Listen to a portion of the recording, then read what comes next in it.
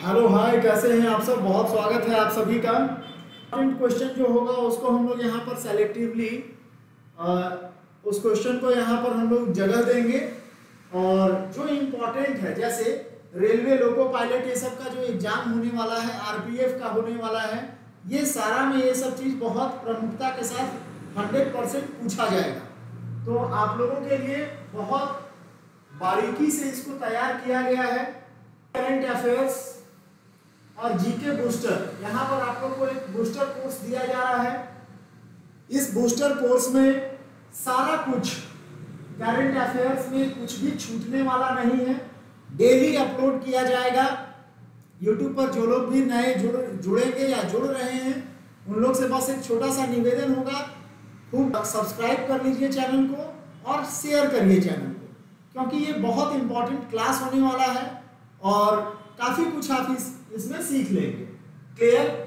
तो daily current affairs का GK booster dose जो है वो अब यहाँ पर आपको मिलेगा। ये ऐसे तो हर एक एग्जाम के लिए ये ज़्यादा जरूरी है, जैसे यूपीएससी, जेएसएससी, लेकिन अभी ये तो हमारा पूरा कंटेंट है जो यहाँ पढ़ाई होता है। लेकिन सबसे इम्पॉर्टेंट क्या होने वाला है? सबसे इम्पॉर्टेंट ये चीज़ है कि आपका जीके का क्वेश्चन रेलवे लोको पायलट जो अभी निकला हुआ है, लोको पायलट हो गया, इसके बाद फिर आरपीएफ का हो गया, ये सब छूटेगा नहीं, क्योंकि हर एक एग्जाम का एक ही मॉड्यूल होता है कि उसका करंट अफेयर्स जो है वो एक ही होता है। तो आप डेली करंट अफेयर्स देखेंगे, है ना। चलिए, यहाँ पर हमारा एड्रेस हो गया। अगर कोई रांची के स्टूडेंट होंगे तो ये कांटेक्ट कर सकते हैं। यूट्यूब चैनल है हमारा वी कुमार लक्ष्य एकेडमी रांची, इसको सब्सक्राइब एंड शेयर जरूर करें, क्योंकि बहुत मेहनत लगता है आप लोग के लिए इस टाइप का क्वेश्चन बनाने में। तो सभी लोग स्टूडेंट से एक निवेदन है कि सब्सक्राइब जरूर करें चैनल। चलिए, यहाँ पर हम लोग देखते हैं आप 24 जुलाई का इतिहास। आज का डेट जो है 24 जुलाई है और 24 जुलाई का इतिहास में हम लोग क्या सीखने वाले हैं? तो पहला चीज है कि 1989 में भारत में रिपब्लिकन पार्टी के 73 सदस्यों ने बोफोर्स तोप के मुद्दे पर नेताओं से इस्तीफा दे दिया। 1989 में राजीव गांधी का सरकार था और भारत में जो रिपब्लिकन पार्टी थी उसकी 73 सदस्यों ने बोफोर्स तोप के मुद्दे पर नेताओं ने इस्तीफा दिया था। ठीक है। इसके बाद फिर दूसरा है 1911, आज ही के दिन 1911 में भारत के प्रसिद्ध बांसुरी वादक पन्नालाल घोष का जन्म दिवस भी है। 1991 वित्त मंत्री मनमोहन सिंह ने संसद में बजट पेश किया था। यहां ध्यान दीजिए, वित्त मंत्री मनमोहन सिंह ने संसद में बजट पेश किया था जिसने भारत के लिए आर्थिक उदारीकरण का रास्ता खोला था। आज ही के दिन 24 तारीख के ही दिन, 24 जुलाई के ही दिन मनमोहन सिंह ने भारत के लिए आर्थिक उदारीकरण का रास्ता खोला था। उस समय 91 और 92 में, जैसा कि आपको पता होगा, 91-92 में हमारा देश जो है वो काफी संकट से जूझ रहा था। पूरे देश में, मतलब अपने देश में तो था ही, साथ ही साथ पूरे विदेश में मंदी का दौर था। उस समय उदारीकरण का रास्ता भारत ने अपनाया था। साथ ही साथ 1932 में रामकृष्ण मिशन सेवा प्रतिष्ठान की स्थापना हुई थी। आज ही के दिन 24 जुलाई का यह इतिहास था। अब चलिए इसके आगे बढ़ते हैं। 24 जुलाई से संबंधित करंट अफेयर्स देख लीजिए। म्यूचुअल फंड, ध्यान दीजिएगा, म्यूचुअल फंड और पोर्टफोलियो प्रबंधन सेवा के बीच सेबी एक नए संपत्ति वर्ग की योजना बना रहा है। म्यूचुअल फंड और पोर्टफोलियो प्रबंध सेवाओं के बीच के अंतराल को नए संपत्ति वर्ग द्वारा काटा जाएगा। क्लियर? ये सब अगर आप न्यूज देखते होंगे तो ये सब न्यूज में क्लियर हो जाएगा, है ना। न्यूज में आप लोग को क्लियर देखने को मिलेगा, लेकिन साथ ही साथ आप न्यूज भी देखते रहिए। इसके अलावा इस करंट अफेयर्स में सारा क्वेश्चन को कवर किया गया है, कुछ भी छूटेगा नहीं। क्लियर? नेक्स्ट इस तरफ भी देखते जाएंगे। बैंक इंश्योरेंस के योगदान को बढ़ाने और 2047 तक, ध्यान रखिएगा, 2047 तक सभी को जीवन बीमा की पेशकश करने के अपने प्रयास को जारी करते हुए भारतीय जीवन बीमा निगम ने देश के सबसे अच्छे तकनीक रूप से उन्नत और आशा जनरेटिंग संस्थान में से एक तहत संस्थान एजेंसी व्यवस्था बनाई है। ISFC फास्ट बैंक लिमिटेड के साथ समझौता किया है और इस समझौता के तहत 1 करोड़ से अधिक ग्राहकों को सुविधा दी जाएगी। क्लियर, 1 करोड़ से अधिक ग्राहकों को सुविधा दी जाएगी। नेक्स्ट,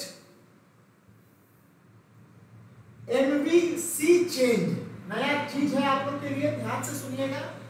MVC चेंज 100% हाइड्रोजन से चलने वाली दुनिया की पहली वाणिज्यिक यात्री नौका सैन फ्रांसिस्को फेरी बिल्डिंग में लॉन्च किया गया।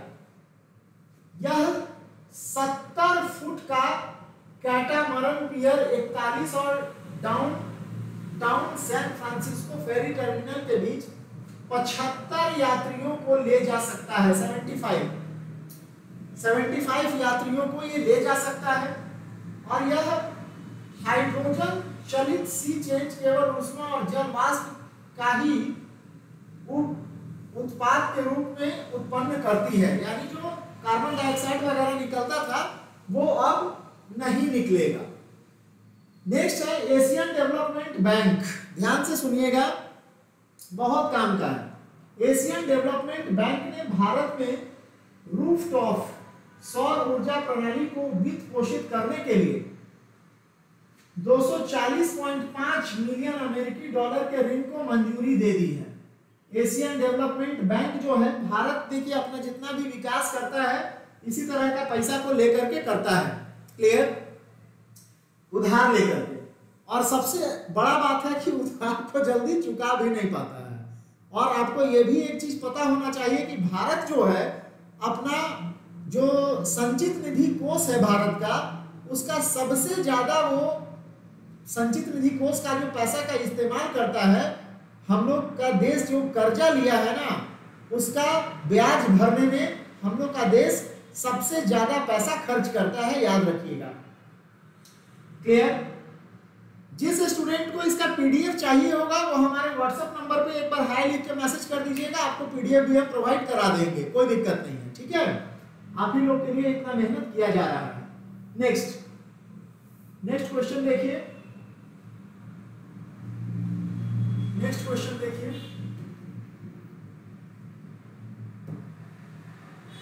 विशाखापट्टनम में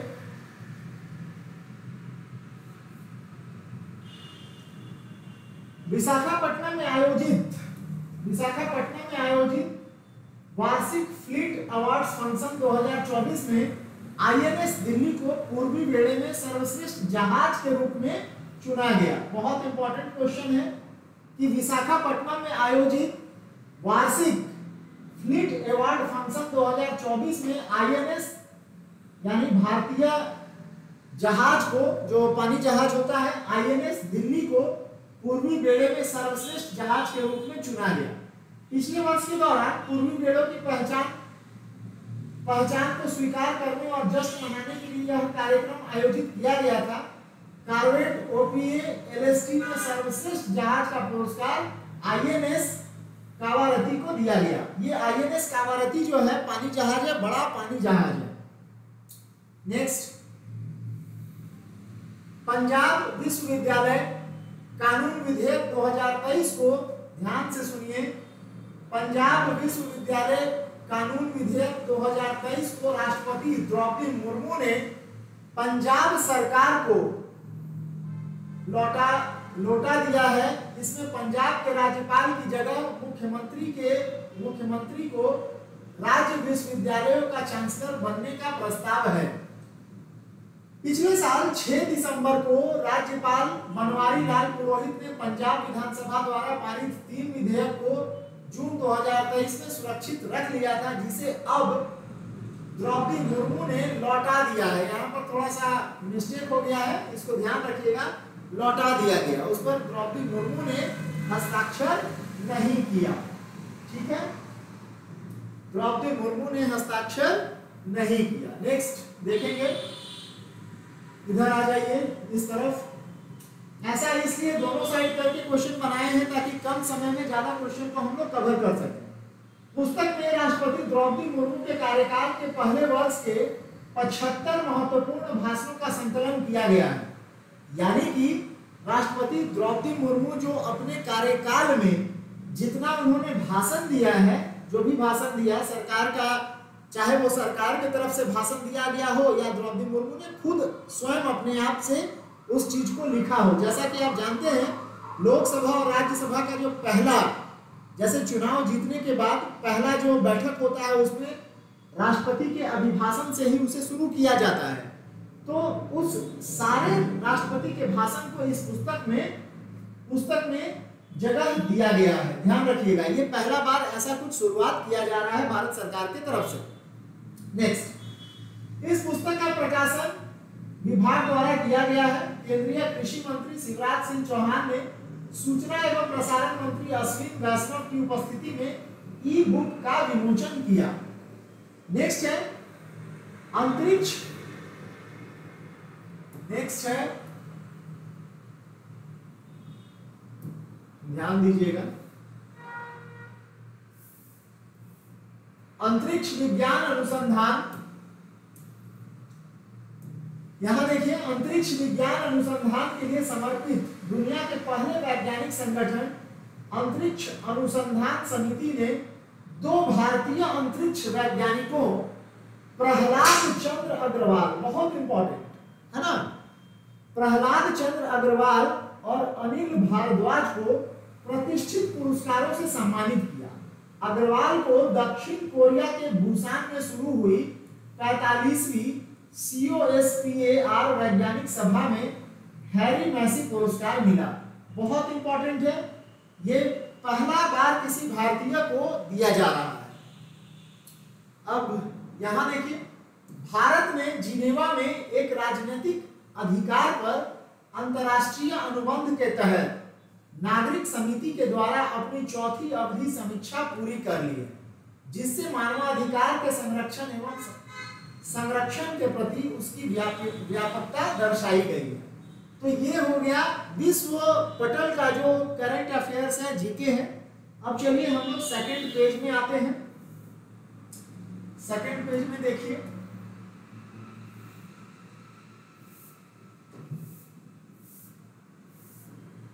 सेकंड पेज में देखिए, राष्ट्रीय एवं अंतरराष्ट्रीय करंट अफेयर्स से यहाँ पर शुरुआत होगा। कुछ क्वेश्चन है, अगर आपको इसका आंसर पहले से पता है तो आप उस आंसर को यहाँ पर बताइए, है ना। यहां देखिए, पहला क्वेश्चन है,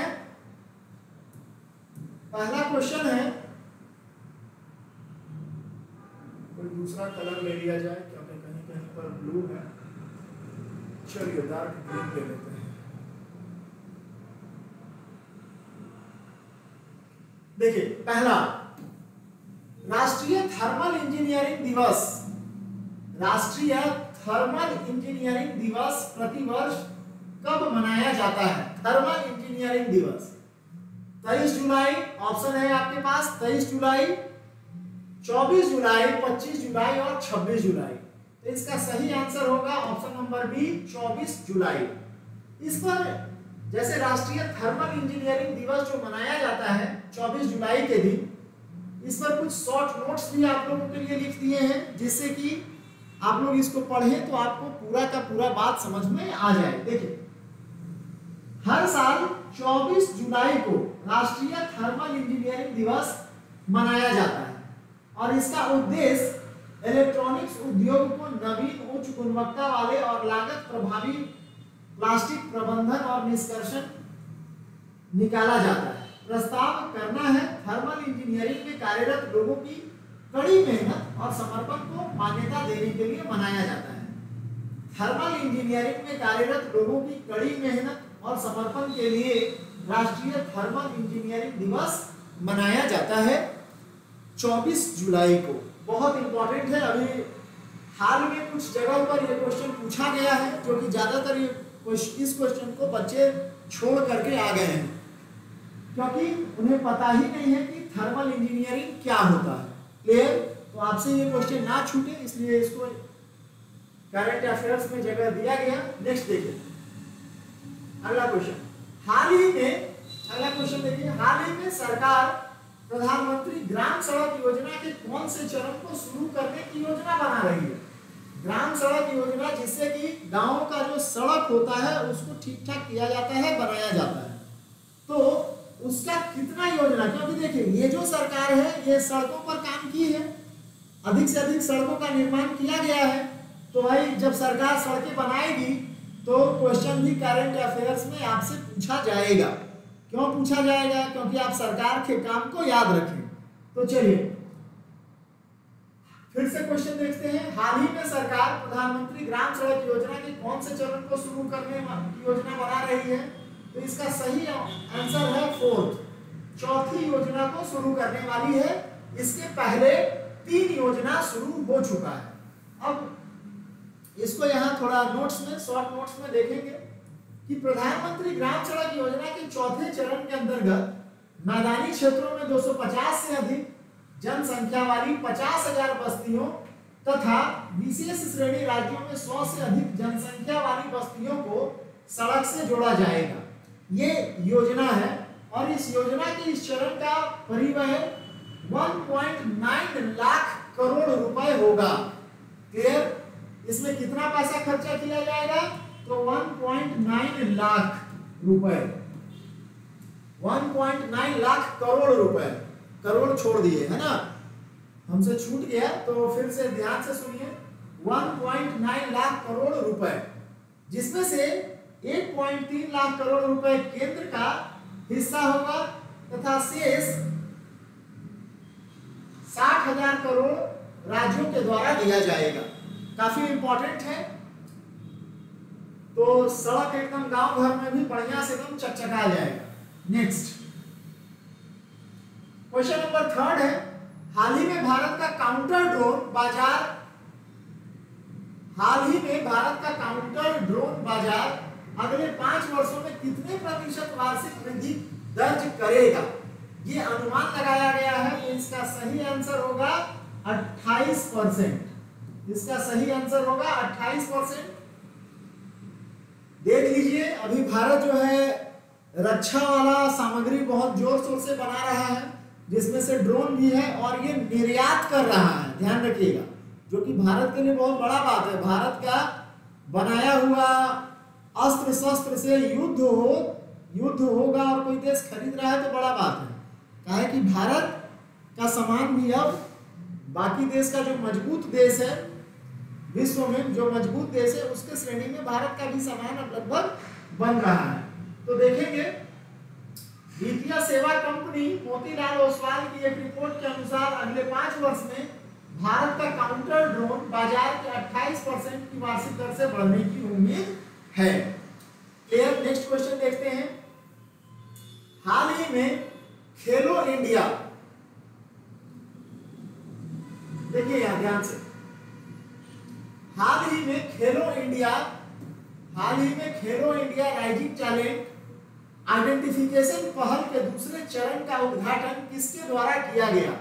तो इसका सही जवाब है डॉक्टर मनसुख मंडाविया।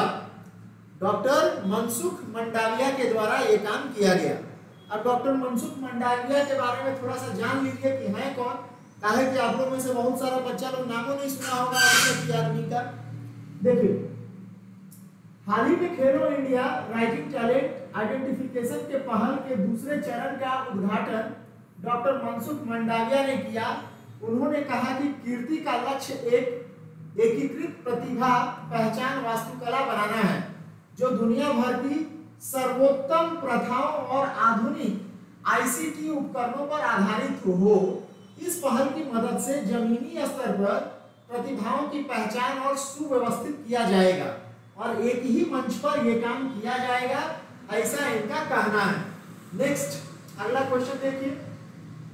हाल ही में किस राज्य सरकार ने मुख्यमंत्री युवा कार्य प्रशिक्षण योजना शुरू की है? तो महाराष्ट्र में। बहुत इंपॉर्टेंट क्वेश्चन है। हाल ही में किस राज्य सरकार ने मुख्यमंत्री युवा कार्य प्रशिक्षण योजना शुरू की है? मुख्यमंत्री युवा कार्य प्रशिक्षण योजना महाराष्ट्र ने शुरू किया है, इसको ध्यान से आप लोग कर लेंगे। क्लियर? नेक्स्ट,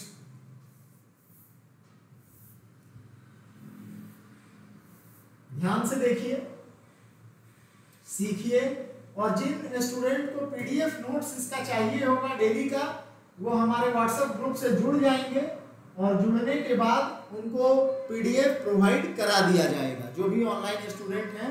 लेकिन इसके लिए एक शर्त है कि आपको हमारे चैनल को सब्सक्राइब करना पड़ेगा और अपने दोस्तों में शेयर करना पड़ेगा, क्योंकि जब हम इतना मेहनत कर रहे हैं तो आपका भी फर्ज है कि आप भी मेहनत करें कुछ हमारे लिए, जिससे कि हम लोग अगला वीडियो बनाने में और इस तरह का वीडियो में देख ही रहे हैं कि बहुत मेहनत लगता है।